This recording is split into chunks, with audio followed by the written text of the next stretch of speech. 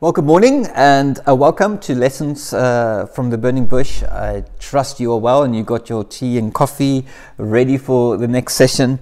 So let me carry on. We've been talking at various points in these kind of sort of reflections about the burning bush, about the turning aside. It's about who our awesome God is, right? It's this place of surrender. You know, when Jesus and God calls Moses, says, Moses, Moses, and you just give everything over to him. And God's been talking to us about that now for even a few weeks. And today there's this next bit where we're going to talk about how in this burning bush experience where God says something really interesting to Moses. And so have a listen to here. It says in Exodus chapter 3, verse 3, it says, "And Moses said, I will turn aside to see this great sight, why the bush is not burned," right? He's intrigued by this.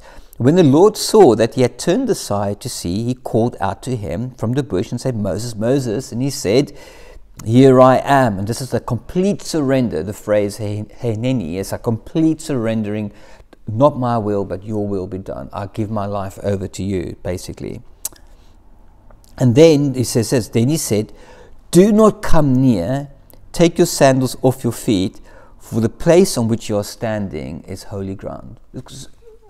It's a strange kind of combination of words, isn't it? It's like, hey, come closer, Moses, and come closer into me. I'm inviting you into my presence. I spoke about Jesus is always this invitational God that in the garden, where are you? Come, where are you? And it's just God's calling us by a name and into the presence. And then you have this moment where he says, hey, don't come too close. It's like, this is a holy ground place. You've got to take off your shoes. And I was reflecting on this, and I want to live in the tension between the Old Testament and the New Testament, because in the New Testament, God's coming us, says, boldly come into the throne room of grace, right? And here it says, hey, hang on, you can only come in a certain way. And it's like in the Old Testament, it looks like God saying, approach me, but under my conditions, right? It's like you don't set the conditions by which you approach God. God says, he says, I'm inviting you in, but God sets the conditions by which you can enter into his presence. And I think it's partly because, listen, you come in, you swagger into the kingdom of God, you come with your pride, you come and think that you know everything. It's like, no, you don't enter the kingdom of God like that. And in the same way, or the presence of God, and I think in the same way, even when it says boldly, come with confidence, yes, but boldly come to what? To the throne of grace. The grace that you have received by the Father, by the Son dying on the cross for you and I. It's like there's this invitation to come in, but we approach God and he sets the conditions. And he sets the conditions by how? He's given his life, washed you by the blood of Christ to come into the presence of God. So we can boldly come in. But I think what happens also is that when we encounter the presence of God, which we see in this lessons, in this burning bush experience, it's like God says, listen, you need to return to a place of purity, a place of innocence. You take your shoes off. You don't just like swagger into the kingdom of God like with pride and everything.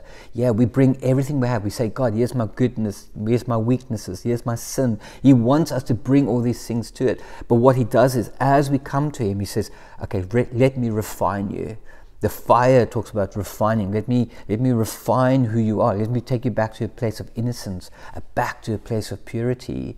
And I think this is what God will do. It's interesting when you see the taking off of the shoes. It's like it takes us back to the Garden of Eden, right? It's like they were naked, Adam and Eve, completely naked, unashamed of themselves or of you know, or with each other and in relationship with God. And so when God says to Moses, hey, take off your shoes, this is holy ground, it's a call back to a place of innocence, place of purity, and a place of relationship with God with no division between them, because we know from the sin they suddenly put on their clothes and so on. And so one of the reflections here today is that as we encounter the presence of God, don't ever be surprised that as we encounter the presence of God, sometimes going to shine his light into us.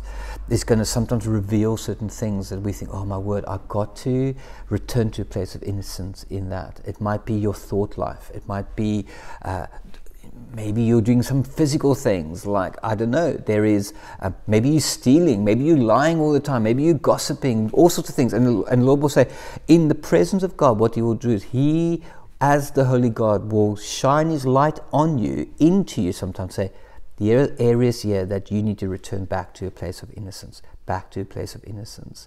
And the fire will refine us. And so here's a call again for us. In the lessons of the burning bush, never be surprised that God will say, listen, there's some things I feel you need to work on. There's some things that I want to draw you out of. There's freedom that I want to bring to you, because you stay in that place. This can bring hopelessness to you, and you become joyless, and this can bring all sorts of darkness to you. Let me shine my light in there and bring freedom and light shine into the darkness. And so that's a reflection today. Our holy God calls holy people. And so today, I want you to see again, Lord, what do I need to surrender in my life to bring back and be washed clean again by the beautiful blood of Christ into a place of purity and innocence.